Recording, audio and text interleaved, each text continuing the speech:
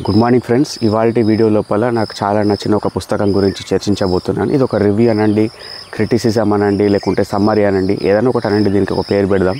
పుస్తకం పేరు ఏంటిదంటే the subtle art of not giving a fuck by mark. చాలా మంచి పుస్తకం, చాలా కొలిక్వియల్గా ఉంటుంది, చాలా క్యాజువల్గా ఉంటుంది. చదువుకుంటూ పోతున్న కొద్ది చాలా ఎంటర్టైనింగ్ అనిపిస్తుంది, ఎంగేజింగ్గా కూడా అనిపిస్తుంది. చాలామంది పుస్తక ప్రియులతోటి, లేకుంటే ఫిలాసఫర్స్ తోటి, లేకుంటే నా ఫీల్డ్లో ఉన్న సైకాలజిస్టులతోటి, రకరకాల వ్యక్తులతోటి పుస్తకం గురించిన అభిప్రాయం అడిగిన. వాళ్ళందరూ దాన్ని ఇంకొక రకంగా అర్థం చేసుకున్నారు. నాకేమో ఒక రకంగా అర్థమైంది. సో నాకు అర్థమైన విధానం నేను ఎక్స్ప్లెయిన్ చేస్తాను. చూడండి, ఈ పుస్తకం యొక్క ఉద్దేశం నువ్వు ఎవరిని పట్టించుకోకుండా కేర్ఫ్రీగా బ్రతకమని చెప్పడం కాదు. ముఖ్యంగా ఏం చెప్తా ఉంటుంది అంటే, అరే బాబు, నీకు క్లియర్ కట్ క్లారిటీ ఉండాలి, నీకు ఏది కావాలి ఏది వద్దు అనే విషయాలు, నీ ఉద్దేశాలు, నీ లక్ష్యాల పట్ల నీకు క్లియర్ కట్ క్లారిటీ ఉన్నప్పుడు మిగిలిన కచ్చరాను పట్టించుకోవు. ఈ పుస్తకాన్ని బాగా చదివితే కనుక నాకు అర్థమైన విషయం ఏంటిదంటే, ఒక రకంగా ఇది ఒక ఫైట్ క్లబ్ అనే సినిమా నుండి ఇన్స్పైర్ అయ్యి తయారు చేయబడిన పుస్తకం. ఫైట్ క్లబ్లో కూడా హీరో ఏం చేస్తాడంటే, వాడు ఒక సెటిల్డ్ లైఫ్ ఉంటుంది, ఒక పెద్ద కార్పొరేట్ కంపెనీ లోపల ఒక మంచి పొజిషన్లో ఉంటాడు. వాడి ఇంట్లోపల రకరకాల ఐకియాకి సంబంధించిన వస్తువులు ఉంటాయి, పెద్ద పెద్ద సూట్స్ వేసుకుంటాడు, కావాల్సినంత డబ్బు ఉంటుంది, ఏదంటే అది చేసుకునే అవకాశాలు ఉంటాయి వాడికి. కానీ వాడికి లోపల దాంతో ఫెడప్ అయిపోయి ఒక రిమోట్ ఏరియాలోకి వెళ్ళిపోయి ఒక పాడుబడిన బంగ్లా లోపల తక్కువ వసతులతోటి ఒక ఘోరమైన సిచ్యువేషన్స్ మధ్యన వాడు కంఫర్టబుల్గా బతికేస్తాడు. ఆ కార్పొరేట్ వరల్డ్ లైఫ్ లీడ్ చేస్తున్నప్పుడు వాడికి నిద్ర పట్టదు. ఇట్లా కచరా లైఫ్కి వచ్చినాక వీడు బ్రహ్మాండంగా నిద్రపోతుంటాడు అన్నట్టు. అందులో రకరకాల కాన్సెప్ట్స్ ఉన్నాయనుకోండి. అంటే ఏంటిదంటే, మెటీరియలిజంకి దూరంగా బ్రతకాలి. ఏదైతే సొసైటీ ఎక్స్పెక్ట్ చేస్తుందో, నీకు పెద్ద కారు ఉండాలి, బంగ్లా ఉండాలి, లేకుంటే సర్టన్ టైంకి నీకు పెళ్ళైపోయి ఇంతమంది పిల్లలు ఉండాలి, లేకుంటే పలానా బ్రాండెడ్ వాచ్ నువ్వు పెట్టుకోవాలి, లేకుంటే పలానా బ్రాండెడ్ ఫోన్ నువ్వు వాడాలి, అట్లయితే నువ్వు సక్సెస్ఫుల్. ఇవన్నీ స్టాంప్స్ ఏదైతే ఇస్తున్నదో వీటికి బద్దలు కొట్టేసి బ్రతకాలి, మనకు నచ్చినట్టు బ్రతకాలి, ఎవడో ఎక్స్పెక్టేషన్స్ కోసం ఎందుకు బ్రతకాలి అనే కాన్సెప్ట్ ఎక్స్ప్లెయిన్ చేస్తుంది. అండర్ కరెంట్గా ఈ సినిమాకు ఈ పుస్తకానికి చాలా రిలేషన్ ఉన్నట్టు నాకు అర్థమైంది.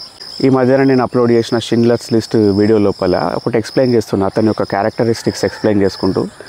అతను ఒక బానిసలతోటి వ్యాపారం చేసే వ్యక్తి అని చెప్పుకుంటూ అతనుకున్న దురలవాట్లు చెప్పిన. ఒక వ్యక్తికి దురలవాట్లు ఉన్నంత మాత్రాన వాడు దుర్మార్గుడు, చెడ్డవాడని కాదు. అదొక అలవాటు మాత్రమే. నాకు తెలిసిన చాలామంది వ్యక్తులు రకరకాల దురలవాట్లు ఉన్నాయి. They are very beautiful people. వాళ్ళు సమాజం కోసం ఎంతో కష్టపడుతుంటారు, సాటి వారి కోసం ఎంతో తాపత్రయపడుతుంటారు.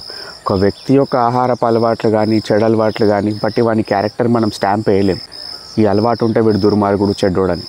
ఈ షిండ్లర్స్ లిస్ట్లో చెప్పింది కూడా అది అండర్ కరెంట్. ఏంటిది, వాడి దగ్గర ఇన్ని రకాల వ్యసనాలు, రకరకాల కథలు, ఎన్నో రకాల అవగుణాలు ఉన్నాయి. ఉన్నప్పటికీ కూడా వానంత గొప్ప బ్యూటిఫుల్ పర్సన్ ఎవడు లేడు ఆ టైం లోపల, దేవుని లాంటివాడని చెప్పిన. చాలామంది కింద కామెంట్స్ లోపల అడిగిండ్రు, పర్సనల్ డిఎం చేసారు, సార్ షిండ్లర్స్ లిస్ట్లో మీరు వాడిని ఇట్లా క్రిటిసైజ్ చేశారు కదా అని. మీరు ఆ వీడియో చూస్తే కనుక 2-3 సార్లు మీకు అది అర్థమవుతుంది. నేను వాడిని పొగిడిన, అరే సొసైటీ ఏమంటుంది, వీడు సొసైటీ పరంగా వీడు చెడ్డోడు, కానీ నిజంగా ఏంటిది, వాడు దేవుని లాంటి మనిషి, చాలా గొప్పోడాడు. 1200 మంది ప్రాణాలు కాపాడినోడు అంటే వానికన్నా గొప్పవాడు ఉంటాడు. ఇంకొక విషయం ఏంటంటే, సొసైటీ మన పైన రకరకాల వాళ్ళ అభిప్రాయాలను రుద్దుతుంటుంది. నువ్వు పలానా పార్టీకి సపోర్ట్ చేయి, నువ్వు పలానా మతాన్ని జోకు, లేకుంటే నువ్వు పలానా విధంగా బట్టలు వేసుకో, లేకుంటే పలానా ఆహారపు అలవాట్లు కలిగి ఉండు, లేకుంటే సటన్ నువ్వు ఒక డ్రామా చేయాలి బయటికి అందరినీ రంజింపజేయడానికి అని మనల్ని మెల్లమెల్లగా ఇట్లా జోగొడుతుంటుంది. నిజంగా హానెస్ట్గా మనం వాళ్ళందరినీ ఎంటర్టైన్ చేయాల్సిన అవసరం లేదు. అన్లెస్ అంటిల్ నువ్వు వాళ్ళతో ఏదో లాభపడతావు, లేకుంటే వాళ్ళ దగ్గర నుంచి ఏదో ఆశిస్తున్నప్పుడు మాత్రమే నువ్వు డ్రామా చేస్తావు. ఎవరితో మనకేం అవసరం లేదన్నప్పుడు, వాళ్ళ దగ్గరికి వెళ్ళి మనం పైసా ఎక్స్పెక్ట్ చేయనప్పుడు, ఏ ఒక్క ప్రాఫిట్ ఎక్స్పెక్ట్ చేయనప్పుడు, ఏ ఒక్క సాయం కూడా ఎక్స్పెక్ట్ చేయనప్పుడు వాళ్ళ డ్రామా భరించాల్సిన అవసరం ఉందా? లేదు. నేను నా పర్సనల్ లైఫ్ లోపలికి వెళ్ళి ఒక చిన్న ఎగ్జాంపుల్ చెప్తాను. మీరు అబ్జర్వ్ చేసిరో లేదు కానీ వీడియోల లోపల నాకు ఈ ముక్కు అనేది కొద్దిగా ఇట్లా వంకర ఉంటుంది. దాన్ని ఏమంటారంటే డీవియేటెడ్ నేజల్ సెప్టమ్ అంటారు అన్నట్టు. మధ్యలో ముక్కు దూలం అనేది కొద్దిగా ఇట్లా వంకర ఉంటుంది. పుట్టేటప్పుడు సమ్ బర్త్ డిఫెక్ట్స్ చేయబట్టో, లేకుంటే కాంకాక్షన్ చేయబట్టో, సమ్ కారణం చేయబట్టి అది కొద్దిగా ఇట్లా వంకర అయిపోతుంది. సో నాకు 20sలో ఉన్నప్పుడు some of my friends have suggested me to, అరే నువ్వు పోయి ఆపరేషన్ చేసుకోరా. ఆ టైం లోపల చాలా తక్కువ అవుతుండే, జస్ట్ 15,000, 20,000, 25,000 అట్లా అయిపోతుండే. సో నాకు పెద్ద ఫరక్ ఏం అనిపించలే. అరే నాకు మంచిగానే అనిపిస్తుంది, నాకేం ఫరక్ అయితే లేదు అని నేను ఊరుకున్నా. సో రాను మెల్ల క్యాజువల్గా అలవాటు అయిపోతుంది. అంటే ఏంటిదంటే సొసైటీ ఏం చెప్తుంటుందంటే, అరే బాబు నీకు ఇట్లాంటి ఆకారమే ఉండాలి, నువ్వు ఇట్లా ఉండాలి అట్లా ఉండాలని ఏదో ఒక స్టాంప్ అయ్యి నీకు చూస్తుంది. నాకు ఫరక్ కానప్పుడు ఒకవేళ నాకు ఏదైనా బాగా బ్రీతింగ్ ఇష్యూస్ వచ్చి నాకు నిజంగా హెల్త్ ఏదైనా దెబ్బతింటుంది లేకుంటే ఇంకేదో బాగా కాంప్లికేషన్స్ అవుతున్నప్పుడు నేను సొసైటీ కోసం చేసుకోను, నా కోసం చేసుకుంటా. పోయి 1,00,000 కానీ 2,00,000 పోయి పెట్టి చేసుకుంటా. కానీ అరే ఎవడో అన్నాడు కాబట్టి అరే గిట్లుండాలి గట్లుండాలి అందుకోసం చేసుకోండి నేను. అదే కాదు, చాలామంది చెప్తూ ఉంటారు, సార్ మీ భాష మార్చుకోండి, యాక్సెంట్ మార్చుకోండి, కొంచెం న్యూట్రల్ యాక్సెంట్ మెయింటైన్ చేయండి, కొంచెం అప్పుడప్పుడు ఇంగ్లీష్ తగ్గియండి, ఇట్లా అట్లా ఏదేదో చెప్తూ ఉంటారు. చెప్తా ఉంటే at the end of the day వీళ్ళందరి మాటలు ఎన్నుకుంటా పోతే మన జీవితం మనం గడిపినట్టు కాదు. మనం హానెస్ట్గా బ్రతకాలి మనం. మీరు మా ఇంటికాడికి వస్తే కనుక జనరల్గా నేను షార్ట్ వేసుకొని బనీన్ వేసుకొని లేకుంటే టీషర్ట్ వేసుకొని తిరుగుతూ ఉంటా. పెద్ద సొఫిస్టికేటెడ్గా బిహేవ్ చేయ.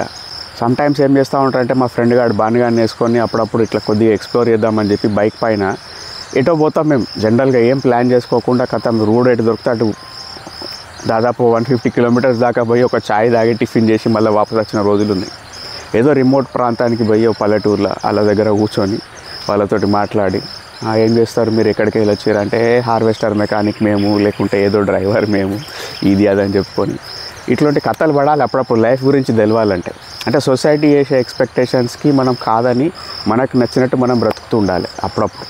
మీరు గమనించడం లేదో సొసైటీ పెట్టేటువంటి ఎక్స్పెక్టేషన్స్ వాళ్ళ యొక్క హోప్ ఎక్స్పెక్టేషన్ చేయబట్టి మనం ఒక అన్ప్రాక్టికల్ లైఫ్ లీడ్ చేస్తూ ఉంటాం. అంటే ఏంటిది, లేనిపోని ఆర్భాటాల కోసం డబ్బులు ఖర్చు చేసుకోవడం, లేనిపోని సొఫిస్టికేషన్ తెచ్చుకోవడం, ఒక అన్రియలిస్టిక్ లైఫ్ లీడ్ చేయాల్సి వస్తుంది. మనం పెద్ద తోపు కాదు, మనం ఒక హౌలాగా అందం లేకుండా నార్మల్ పర్సన్ అని మనం ఒకసారి అనుకుంటే కనుక మనం భూమి మీద కాలు పెట్టి బ్రతుకుతూ ఉంటాం. లేకపోతే వీళ్ళు పెట్టే మనకి టామ్లకు లేకపోతే వీళ్ళు చెప్పే హైప్లకు వాళ్ళ కోసం లేనిపోని ఖర్చులు పెట్టుకోవాల్సి ఉంటుంది. ఒక డూప్లికేట్ లైఫ్ బ్రతకాల్సి ఉంటుంది. మీరు ఈ పుస్తకాన్ని గట్టిగా చదివితే కనుక మీకు అర్థమయ్యే విషయం ఏంటిదంటే, అరే నీకు ప్రతి ఒక్క ప్రాబ్లం ఉన్న సిచ్యువేషన్ లోపల నీకు ఒక చాయిస్ ఉన్నది. అంటే చాయిస్ లేని సిచ్యువేషనే లేదు. అరే ఒకడు క్యాన్సర్ వచ్చింది, వాడు 5 నెలల్లో ఫట్ కాబోతున్నాడు, వానికి ఏం చాయిస్ ఉన్నదిరా బాబా అనిపిస్తుంది మీకు. కానీ టెక్నికల్గా చూడాలంటే అక్కడ కూడా వాడు ఎట్లా బ్రతకాలనుకుంటున్నాడు, వాడి లైఫ్ని ఎట్లా లీడ్ చేయాలనుకుంటున్నాడు, ఆ 5 మంత్స్కి చాయిస్ ఉంటుంది. చాయిస్ లేని సిచ్యువేషన్ కానీ సర్కమ్స్టాన్స్ అని లేనే లేదు.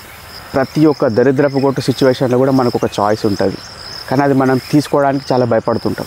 ఈ పుస్తకం గట్టిగా చదివితే కనుక మీ యొక్క చాయిస్ని మీరు ఎక్సర్సైజ్ చేసుకునే కెపాసిటీ పెరుగుతుంది మీకు.